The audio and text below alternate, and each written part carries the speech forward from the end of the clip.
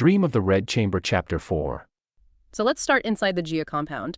Dayu's just arrived, settling in, and we meet Li Wan. She's the widow of Jiazhu. On the surface, she looks like the perfect example of a virtuous, elite wife. And you have the background for it, right? Daughter of Li Shushang, a very senior official. He was a libationer of the Guozijian, which is like, what, head of the Imperial Academy? Pretty much, yes. A top scholar. But here's the twist, the paradox you mentioned. Despite his own learning, he was a firm believer in that old saying, talentless women are virtuous. The idea was that too much intellect, too much knowledge beyond the domestic sphere was actually a bad thing for a woman, made her unsuitable, maybe unstable. So wait, she wasn't encouraged to read widely or debate ideas? No, not at all. Her education was deliberately restricted. She learned things like the 4 books for women, biographies of good women, that sort of thing. But the main focus, weaving, needlework, household management, Fangji Jingju, as the text says. Even her style name, Gongkai, means something like palace cutter or palace tailor. It's all about domestic craft. Huh. So her very identity was shaped around this domestic limitation. But why? If her father was this high-ranking scholar, wouldn't he value intellectual companionship in his daughter? Or want her to be equipped for, a complex world? That's the core of the gilded cage idea. For an official like him, arranging a good marriage was paramount. His daughter's perceived virtue, her quiet domesticity, her lack of challenging ideas, that was her value in the marriage market. It made her predictable, safe, an asset to the powerful family she'd marry into, ensuring stability. Her own potential was secondary. Wow. And the text shows the impact of that. It describes Li Wan living in all this luxury, but she's like dead wood and cold ashes, just going through the motions, focused only on her young son and female relatives, completely detached. Exactly. It's a devastating portrait. It shows that all the silk and jade in the world couldn't buy personal fulfillment or intellectual freedom for women trapped in that system. Okay, so that's the quiet tragedy inside. Yeah. Let's shift gears now to the much less quiet world outside. Our old friend Jia Yukani, he's landed on his feet again. He's just been made prefect of Yinkan. Big promotion. Right. And boom, first day on the job, basically, this massive homicide case falls right into his lap. It's messy. 2 families fighting over a maid who'd been sold, and it ends with a young man beaten to death. And this victim, Feng Yuan, he's kind of important, isn't he? He represents something different. An orphan, but from a good family. And he'd bought this maid, intending to make her his one and only partner. He was actually trying to turn his life around. Genuine affection, it seems. Yes, there's a real touch of sincerity there, which makes what happens next even harsher. Because the ones who grabbed the maid and killed him, retainers of the Sioux family, one of the most powerful families around, known bullies. So, Yukon looks at the facts, seems open and shut, murder, influence peddling. He gets ready to issue warrants, arrest the Zhu family servants involved. Standard procedure. Standard procedure, until it isn't. Just as he's about to sign off, a gatekeeper nearby catches his eye. Gives him this look, not just a glance, but a really significant, deliberate look. The kind that says, hold on, think about what you're doing. And Yukon gets it. He does. He reads the room, or rather, the look. He dismisses everyone else, goes into a private chamber, and calls just that one gatekeeper in. And then he realizes this isn't just some random servant. He knows this guy. It's a former novice monk from the Gourd Temple, where Yukon himself stayed years ago when he was poor and struggling. Whoa, small world. So this ex-monk turned gatekeeper. He holds the key now. Pretty much. He basically asks Yukon, so you got this fancy new job, Your Honor, but surely someone gave you the memo, the cheat sheet for this province, the Protector's Amulet. The Protector's Amulet. Yu Guanfu. That's the moment, isn't it? This isn't just local gossip. It's a real thing. A list. Oh, it's real. It's a secret but formalized list. A kind of private ledger passed among officials. It details the 4 wealthiest, most influential families in the entire region, the ones you absolutely do not cross. Ignore this list, the gatekeeper implies, and you can kiss your career goodbye. Or maybe worse. So the corruption isn't just people taking bribes here and there. It's baked into the system. There's an actual map of who is above the law. Precisely. You cannot function as an official, especially a judge, in Jinling without knowing who's on this list. And the way it's presented is fascinating. It's in rhymes, almost like little mnemonic jingles, making these terrifyingly powerful families easy to remember. We should probably run through them. Definitely. Let's hear the roll call of the untouchables. Yeah. Starting with, ironically, Yukon's own extended family, right? The Jia. Yes, the rhyme goes, Jia is not fake, a pun on the name. Its halls are white jade, its horses are gold. They're descended from two dukes, Ningguo and Rongguo, pure establishment power. Okay, next. The Shi family. 300 miles of Afang Palace cannot hold a single Shi of Jinling. Right. The Afang Palace was this legendary, massive, ancient structure. So the rhyme is saying their wealth is just immeasurable. Yeah. Descendants of Lord Shi, the preserver of peace, more old money, old power. Got it. The Wang family. The Eastern Sea lacks a white jade couch. The Dragon King comes to invite Jinling's Wang. This paints them as almost supernaturally influential, like even mythical sea kings defer to them. And crucially, the gatekeeper points out, the Wang family is directly connected to Yukun's current appointment. He owes them. Oof. Okay, that tightens the screws. And the fourth family, the one actually involved in the murder case. That's the Zhu family. In years of good harvest, snow, Zhu, is abundant, pearls are like dirt, gold is like iron. This rhyme points to their immense commercial wealth. And the text clarifies they aren't just landed gentry anymore, they've become major merchants, bankers. Specifically, they manage the imperial household treasury. Wait, they manage the emperor's finances. Effectively, yes. The inner court treasury. So this isn't just local influence, this is structural power at the highest level. When Yukon thought about arresting their people, he wasn't just poking a local bear. He was potentially messing with the finances of the state itself. Exactly. And the final nail in the coffin, the gatekeeper stresses, all four of these families are interconnected by marriage. Jia, Shi, Wang, Xue. They function as one giant block. One loss is a total loss, one honor is shared honor.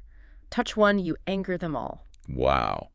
Okay, so Yukon gets this crash course in how things really work. Forget the law books. This amulet is the real law. But let's get back to the human tragedy here. The maid, Ying Lian. Yep. And Feng Yuan, the guy who genuinely seemed to care for her. What's her story? And here's where the gatekeeper's past becomes incredibly relevant again. He knows who she is. He identifies her as Yinglian, the daughter of the Zen family. They used to live near the Gourd Temple, where he was a monk and where Yukon stayed. She was kidnapped years ago, around age 5. Now she's maybe 12 or 13, caught in this horrible situation. How can he be sure it's her after all that time? There's a specific identifier, a tiny birthmark, like a grain of rice between her eyebrows. It's hereditary in her family. The gatekeeper remembers it from when she was a child. It connects this whole sordid case right back to Yukon's own past, his time of hardship near her family. That's chilling. A direct link. So Feng Yuan buys her, treats her decently, and then she's snatched away by this Shupan character. No, Shupan. Nicknamed the Idiot Overlord, which tells you a lot. The sources paint him as utterly impulsive, spoiled, violent-tempered, sleeps around constantly, and just burns through money. Spends money like dirt, is the phrase used. He saw the girl, wanted her, took her. His servants did the dirty work, beating Feng Yuan so badly he died 3 days later. And Shupan, what does the Idiot Overlord do? He just takes Ying Lian and carries on with his plans to travel to the capital city, leaves his servants behind to deal with the mess, completely confident his family name will shield him. Which brings us back to Jia Yukin, sitting there, protector's amulet revealed, warrants unsigned. What does he do? He must be torn. He is, initially at least. He has this moment of genuine moral outrage. He tells the gatekeeper, basically, I can't just toss the law aside for personal connections. The emperor appointed me. This is my second chance. I owe it to him to be diligent. It's his last stand for idealism. And the gatekeeper, the pragmatist. He just shoots it down. No time for idealism here. He hits Yukon with classical wisdom, but used cynically. Things like, a great man moves with the times, and a true gentleman knows how to seek good fortune and avoid disaster. Survival 101 for officials. So basically, adapt or perish. Forget justice, save your career. Exactly. And then the gatekeeper lays out the plan, the fix, how to make this whole inconvenient murder disappear while keeping everyone important happy. It's a masterclass in cynical maneuvering. Okay, walk us through this solution. Step 1. Step 1. Put on a show. Yukon issues fake warrants, arrests a few minor Shu family servants or distant relatives, makes it look like he's taking action. Step 2. Manage the story. The gatekeeper arranges for the Shu family to quietly spread the word that Xupan, the actual killer, suddenly died of an illness. Maybe even frame it as karmic payback, Feng Yuan's ghost getting revenge. Convenient. Very convenient. Xupan is dead. Problem solved for prosecuting the elite. But the case still needs an official close, right? You can't just leave it hanging. Right, and this is where the real theater comes in. Step 3. Divine intervention.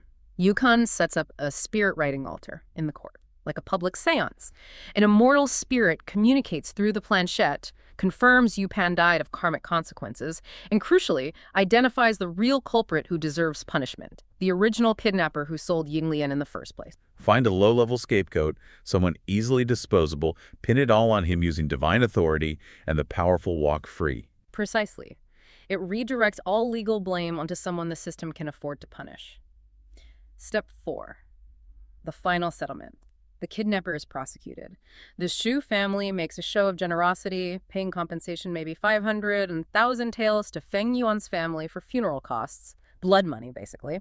And Yukon, he officially closes the case, having appeared to follow procedure while actually orchestrating a complete cover-up. His career is safe, the amulet remains protected. Brilliant. Utterly corrupt, but brilliant. Jay Yukon, what's his calculation? Well, he looks at the situation. He sees the Feng family, the victim's family, probably just trying to get as much money, burial fees as they can. Standard practice, maybe. And then he sees the Su family, flexing their muscles, their connections. Obvious play. So Yukon's faced with the choice. Justice or politics. And he picks politics. No surprise there, maybe. Not really. The sources say he decides to settle the whole thing in Zhou Pan's favor. It's called Zhongqing Wangfa. Basically, deciding based on relationships, the king, not the law, the fa. So the Fangs get a pile of silver for the burial, and suddenly their complaints just vanish. Money talks. Loudly. Justice silenced. But Yukon wasn't done, was he? He had to clean up his own potential messes. Yeah, what was that about? Loose ends? Loose ends and his own history. He quickly sends letters off to the big players, Jia Zhang, Prince Tang, Wang Zihuan, just confirming, yep, all sorted, nothing to see here. Standard procedure for covering tracks. But his biggest worry was exposure, personal exposure. Ah, right, the monk, Jinmenzi from the Calabash Temple. Exactly. This monk knew Yukon from back when he was poor, destitute even. You can't have someone like that hanging around when you're busy bending the law for the rich and powerful, can you? No, it ruins the image. So what did he do? He found some fault, probably fabricated, trumped up some charge, and had the poor Shami exiled. Sent him far away. Wow. The calculation there is just chilling. It really is. Justice gets twisted to let a wealthy murderer walk free, but it comes down like a hammer on a poor monk who just happens to know too much about the judge's past. So if you step back, what does this tell us about the whole system? Is it about truth at all? It suggests the legal system, at least in this context, is more about maintaining the social order, the hierarchy. You can act it out of fear. Fear of being exposed, fear of upsetting the powerful families. Old ties trumped everything. So once someone like Xu Pan commits a crime, the law just becomes damage control. Precisely. And now that the damage is contained, the Xu family is free to move on. Which brings us to them. Who are these people the system bent over backwards for? Okay, so the family background is supposedly scholarly. Shixiang Ji Shi Zi Ji. Sounds respectable. Yeah. But then you look at the heir, Xu Pan. Oh, boy. The irony is thick. He's the absolute definition of a spoiled brat. How so? Well, his father died young. His mother, Wang Shi, just doted on him, spoiled him rotten. The text calls him old and unaccomplished. Basically wasted his youth on trivial stuff, cockfighting, horse racing, just wandering around. But he's rich, right? Immensely rich. Millions in wealth, yeah. And here's the kicker. He holds this really important position as a royal merchant, a huamshang. Meaning he handles government money, imperial funds and material? Exactly. Massive responsibility. But here's the thing. He knows absolutely nothing about business or economics. Zero clue. Yeah, wait, how does he keep that job then, if he's incompetent? Purely inherited influence. Old family friends in the Ministry of Revenue, the Hubu, that's it. His actual business dealings, they're losing money hand over fist because he's, and I quote, young and unaware of worldly affairs. His managers are basically robbing him blind. Okay, this is getting wild. A known murderer who's also totally incompetent at his crucial job managing imperial funds. How is this not setting off alarm bells everywhere? Family ties. That's the shield. His mother, Chue Yima, she's the sister of two incredibly powerful people. Wang Zituan, who just got promoted, actually, to a major military command, and Wang Furen. Jia Zhang's wife. In the wrong mansion. Bingo. So these Zs are instantly connected to the absolute top tier of political and military power in the capital. They're basically untouchable. But it's not all bad in that family, is it? There's a sister, Xue Baochai. She sounds completely different. Oh, entirely. Baochai is 2 years younger, described as having moist skin and bone, very elegant, graceful. Her father absolutely adored her. And he educated her. Yes, made sure she studied, believed she was like 10 times superior to her idiot brother, which frankly seems plausible. But she didn't stick with scholarship, did she? No, and that's the sad part. After her father died, she basically gave up her books, turned to needlework and household management senzijiachi to help her mother, essentially, to ease the burden. She sacrificed her own intellectual path to try and, hold the family together because the male heir was useless. Okay, so they need to get out of their provincial town after the murder scandal. What reasons do they actually give for moving to the capital? It's a big move. Here's where it gets really interesting. They have 3 justifications lined up. Very convenient. Lay them out for us. Okay, first, there's an imperial decree. The emperor is looking for talented daughters from good families, to possibly serve as companions or scholars for the princesses. Ah, a perfect excuse for Baoche. A legitimate opportunity, maybe. Exactly. It puts a respectable gloss on her relocation. But reason 2 is probably the real driver. Money problems. Because Yupiapan is messing everything up. Absolutely. His businesses are losing money left and right because he's incompetent and his managers are crooked. So he needs to go to the capital himself, show up at the Ministry of Revenue, settle the old accounts, figure out new spending. The family finances are in serious trouble. Okay. Ambition for Baochai, financial desperation. What's the third reason? Purely social and, well, for Pan, tourism. Visit relatives, see the sights of the capital. Yudun Shengguo Fengguan. Treat it like a grand tour right after killing someone. The nerve. Unbelievable. And didn't he get some good news right as they arrived? Something about his uncle? He did. Just as they're getting close to the capital, he hears that his very strict maternal uncle, Wang Zihuan. The military commander guy. Yeah, him. He's just been promoted again to Governor General of 9 provinces and shipped off to inspect the borders. So the one person who might actually keep Xu Pan in line is conveniently out of the picture. Pan is inwardly thrilled. He was apparently worried about his uncle being too strict, restricting him. Now he thinks he's got free rein. Which probably explains why his mother was so insistent they don't get their own place. It confirms her worst fears about him. She knew he couldn't be trusted on his own. Her whole plan was to stay with relatives, either Wang Zihuan's family or Wang Furin at the wrong mansions, specifically, as she put it, to keep him constrained. Jijunani. Makes sense. Since Uncle Wang Zihuan was busy leaving town. They went straight to Aunt Wang Furin at the wrong mansion. And how was their reception there? Oh, Wang Furin was delighted. Her sister and her rich nephew arriving. Plus, the whole messy murder thing had been neatly swept under the rug by Jia Yukun, thanks to their influence. So she and grandmother Jia were adamant, you have to stay with us. Very welcoming. And Jia Zheng, the patriarch. He offered them a place to live right there in the compound. The Pear Fragrance Court. Lixiangrian. Tell us about that place. What was it like? It used to be a quiet retreat for Ronggong in his later years, described as small, clever, maybe 10 rooms. Nice enough. But the location and layout were crucial. Asa. It had 2 exits. One main gate opened directly onto the street outside the mansion complex. Okay, private access. Used mostly by Xu Pan's servants, significantly. The other exit was a small corner gate, leading through a lane, connecting back to Wang Furin's main courtyard. So it offered potential for both containment, being near Wang Furin, but also escape. That street gate seems key. It's a double-edged sword, architecturally speaking. Shui Yima, the mother, tried to set boundaries, though. She insisted they pay for all their own food, supplies, daily expenses. To avoid being a burden, Yeah. maintain some independence. Exactly. To keep things proper, ensure they could stay long-term without imposing. A gesture towards maintaining decorum. Seems reasonable. A good plan for cohabitation, but knowing Xu Pan, how long did that plan last? Did the containment strategy work? About a month, maybe less. The plan failed spectacularly fast. What happened? He initially talked about finding his own place, but he got comfortable. Too comfortable. The freedom offered by that court, especially the street access, was too tempting. And you sound friends.